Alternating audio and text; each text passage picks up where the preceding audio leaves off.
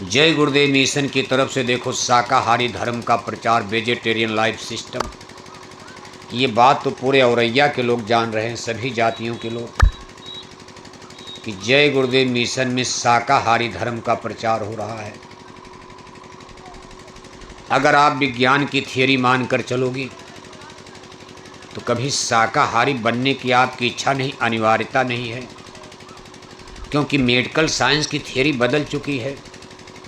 Medical science यानी औरैया के सब डॉक्टर चिल्ला रहे हैं कि मछली में विटामिन डी है और अंडा में विटामिन सी है।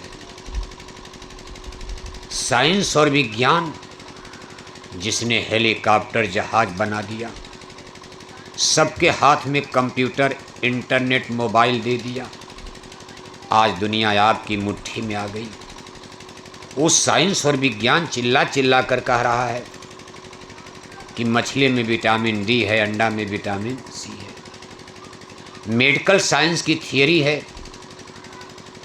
कि जो बच्चे बच्चियां शुरू से बचपन से अंडे और मछली का सेवन करेंगी, उनके शरीर की स्टेमिना पावर बढ़ जाती है, यानी शरीर की बीमारी प्रतिरोधक क्षमता बढ़ेगी, उनको बीमारी कम लगेगी, उनका शरीर स्वस्थ होगा, सुंदर होगा। शरीर के साथ साथ उनका ब्रेन, माइंड, दिमाग भी तीक्ष्ण होगा, तेज होगा। जो बच्चे बचपन से अंडा मछली खाएंगी वो बढ़िया इंजीनियर, बढ़िया डॉक्टर, मास्टर, प्रोफेसर बन जाएंगी।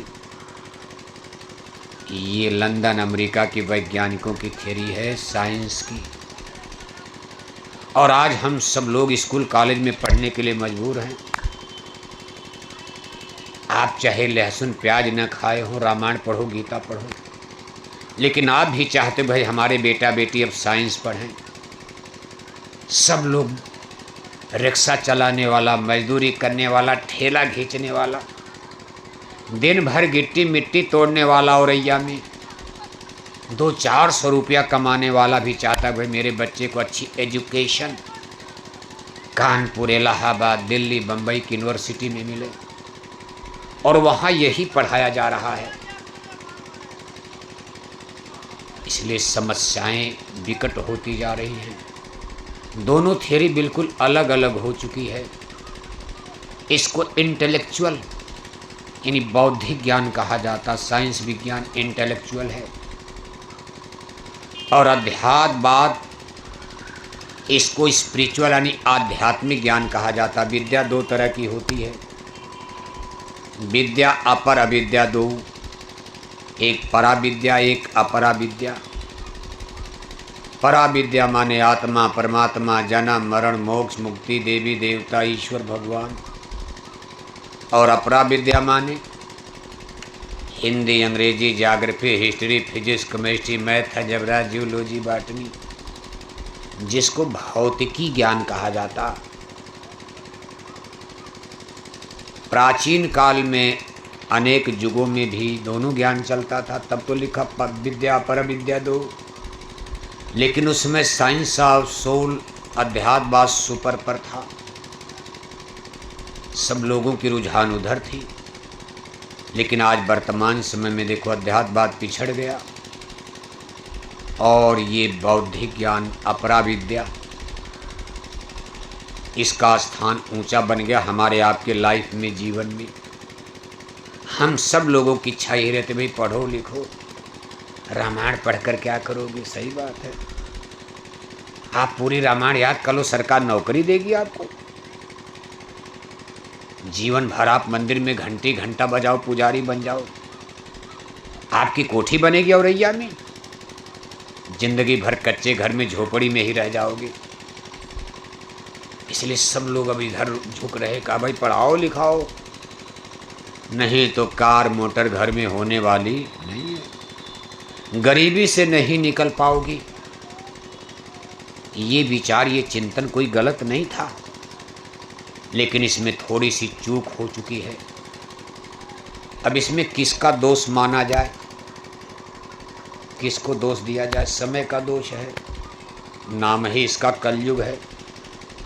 कलयुग का मतलब होता, कल माने मशीन होता, सिस्टम होता, ये जब जब धरती पर कलयुग लगता तो मशीनों का युग होता। मशीनों के युग का मतलब इसमें इंटेलेक्चुअल बौद्धिक ज्ञान, अंदर का विज्ञान बाहर हो जाता है। ऋषि मुनियों का ज्ञान अंदर का था।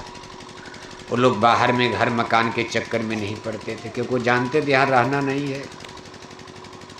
जिंदगी भर मर मर कर मकान बनाएंगे, कल कोरोना आ जाएगा मर ही जाएंगे, हार्ट अटैक हो जाएगा, कब चलना है क्या भरोसा है। इसलिए कुछ अंदर के ज्ञान को प्राप्त किया जाए, भाई ब्रह्मांड में क्या क्या खेल हो रहा। यहाँ रिसर्च करना, खोज करना बुरा नहीं है, लेकिन खोज करने का दायरा अंदर में ब्रह्मांड में बहुत ज़्यादा।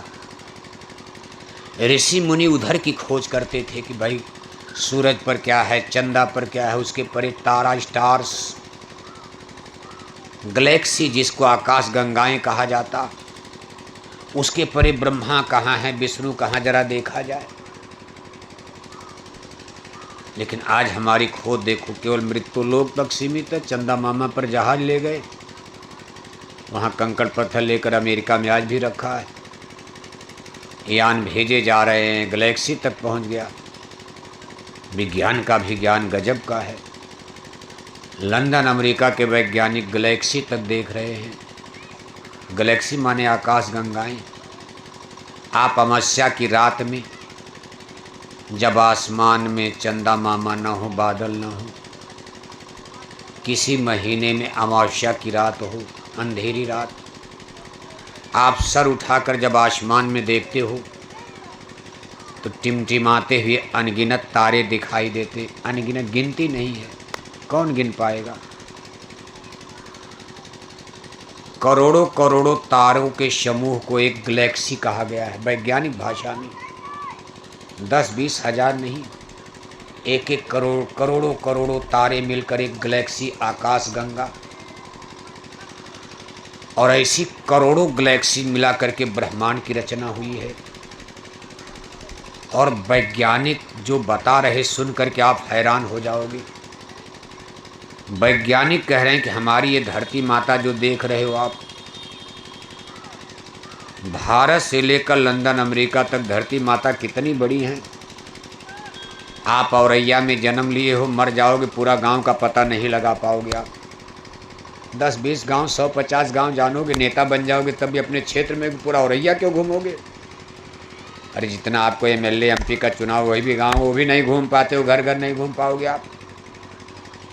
ये तो जनता आपको ऐसे हवा में वोट दे देती, कोई जात के नाम पर, कोई धर्म के नाम पर। घर घर जाता है, घर घर सबको समझाना हो तो नेता लीडरों को पसीना आ जाएगा। लहर आ गई भाई, अरे बिरादरी को वोट देना है, चाहे नेताजी आवें चाहे। लेकिन इतनी बड़ी हमारी धरती माता है। साइंस और विज्ञान कह रहा कि जो आप आसमान में सूरज भगवान को देख रहे हो, सूर्य नारायण, हमारी 13 लाख धरती इस सूरज के गोले में समा जाएंगे। बताओ आप, ये सूर्य नारायण कितने बड़े हैं कि हमारी 1000 नहीं 13 लाख धरती इस सूरज के गोले में समा जाए। ऐसी ऐसी 13 लाख धरती। 13 लाख बहुत होता। अगर आप सूरज पर चढ़ करके धरती को देखोगे कभी, तो सूरज पर से हमारी धरती माता काली सरसों, पीली नहीं काली सरसों, एक काली सरसों के छोटे दाने की तरह दिखाई दे। कभी दिखाई देंगी, कभी नहीं दिखाई देंगी। सूरज नारायण तो एक गेंदे की तरह, फिर भी इतने बड़ी दिखाई देते, उनका कुछ वजूद है। लेकिन सूरज से हमारी धरती माता जब देखी जाएंगी, तेली एक काली सरसों के छोटे दाने की तरह नजर आएंगी। और जो गैलेक्सी में, आकाश गंगा में स्टार्स और तारे देख रहे हो, एक एक तारे में ऐसे लाखों करोड़ों सूरज समा जाएंगे। कोई कोई तारे इतने बड़े हैं कि करोड़ों करोड़ों ये सूरज उसमें समा जाएंगे। अब आप सोचो ब्रह्मांड कितना बड़ा होगा, क्या गजब का किसने बना दिया, किसने सूरज चांद बनाया। अब इस छोटे से काले सरसों के दाने में आप खोजो मेरा भारत महान, कहाँ नक्शा बनाओ आप, इस ब्रह्मांड में हमारी आपकी हैसियत क्या है? क्या आदमी घमंड करता है?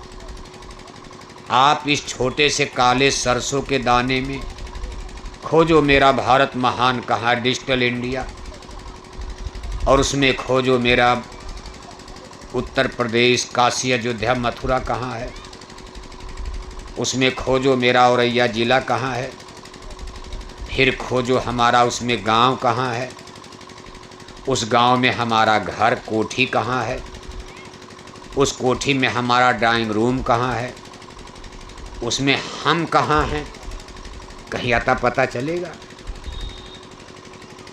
इस ब्रह्मांड के सापेक्ष हमारी आपकी कोई हैसियत नहीं बनती।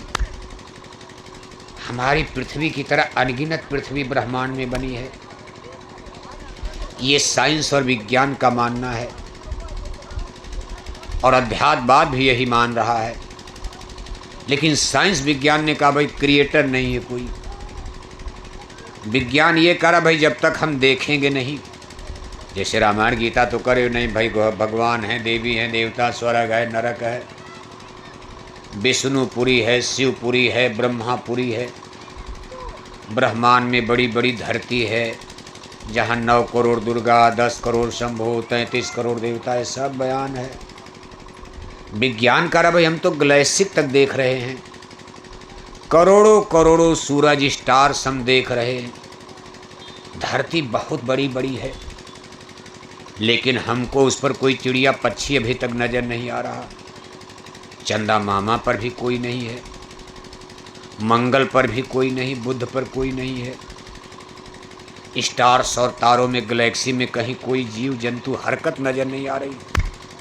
वर्जिन ऑफ लाइफ, वहाँ कोई जीवन नहीं दिखाई दे रहा। कीड़ा मकोड़ा, पशु पक्षी, चलो मान लो चिड़िया पक्षी कीड़े मकोड़े नजर आवे, लेकिन विज्ञान के हाथ अभी कुछ लगा नहीं है। और देखा कहाँ तक, गैलेक्सी तक देख रहे हैं। केवल धरती को छोड़कर ये धरती पर यहाँ जीवन है, बाकी कहीं जीवन नजर नहीं आ रहा। वहीं साइंस ऑफ सोल का रहा ना, गोस्वामी महाराज रामायण में लिखे हैं, आप पढ़ते हो, यही चीज देखो भ्रम पैदा कर रही, सस्पेंस पैदा कर रही। विज्ञान कह रहा भाई जब तक हम देखेंगे नहीं मानेंगे, इसलिए भी साइंस और विज्ञान का मत है गॉड इज नथिंग। इस ब्रह्मांड में क्रिएटर, जिसको ईश्वर, भगवान, खुदा, गॉड मानकर आप चलते हो, कहा कोई नहीं है। इसलिए भगवान के नाम पर पूजा पाठ, धर्म कर्म सब ढकोसला है, सब धोखा है, मत करो इसको। ये साइंस और विज्ञान का मानना है, लेकिन अध्यात्मवाद का नहीं भाई। 600 बरस पहले रामायण लिखी गई है। चलो और ग्रंथ तो थोड़ा पुराने हैं, भगवान कृष्ण की गीता, जिसको भगवान श्री कृष्ण ने अपने मुखारबिंद से खुद प्रवचन दिया था, अर्जुन को उपदेश दिया था। ये 5000 बरस पुराना ग्रंथ है, स्पिरिचुअल लिटरेचर, और आज ये हिंदू धर्म में बहुत ऊंचा स्थान मान रहा है। रामायण और गीता, ये 2 ग्रंथ हिंदू धर्म की जान बने हुए हैं।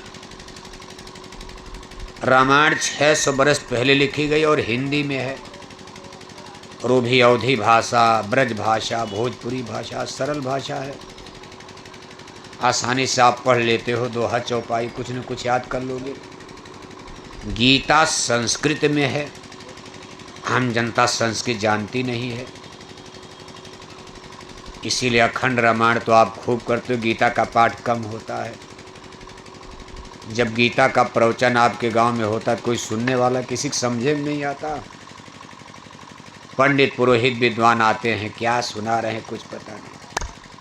ठाकुर जी की आप कथा कभी कभी सुनते हो ना, दोनों पति पत्नी पियरी धोती पहन के बैठ गए, व्रत हैं, उपवास हैं, कभी हमने मिन्नत मनौती मानी, ठाकुर जी की कथा सुना जाएगा। अब उनको क्या पता पंडित जी क्या सुना रहे हैं।